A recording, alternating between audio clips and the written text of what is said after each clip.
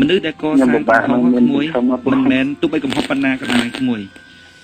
មិនមែនថាมันអាចលុបលាងកំហុសបានទេក្មួយលាងស្អាតចេះក្មួយស្អាតចេះ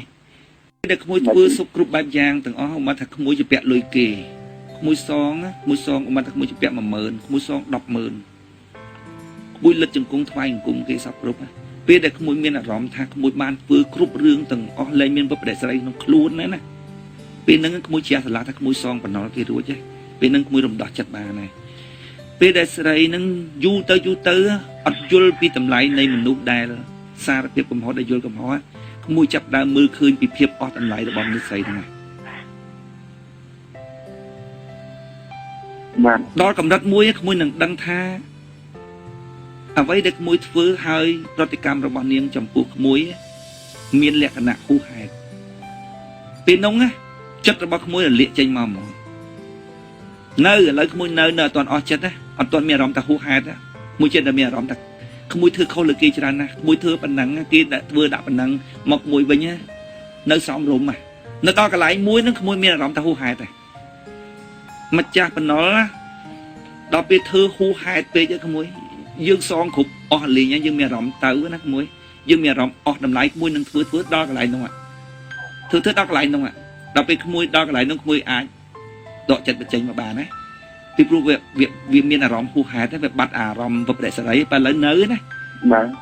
នៅពីព្រោះក្មួយយល់ថាគេធ្វើបែបហ្នឹងគឺវាសមហើយពីព្រោះក្មួយបានធ្វើគេវាខ្លាំងដែរណាក្មួយនៅឃើញសមដល់ថ្ងៃមួយក្មួយមានអារម្មណ៍ថាលែងសម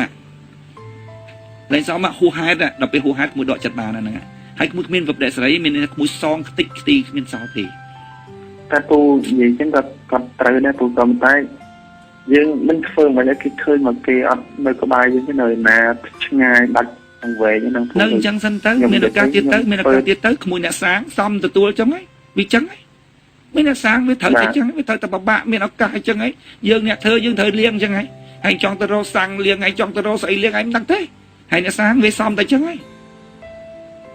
ពីអញ្ចឹងណាក្មួយអញ្ចឹងបានគេខ្លាចណាស់អារឿងវបដិសេរីហ្នឹង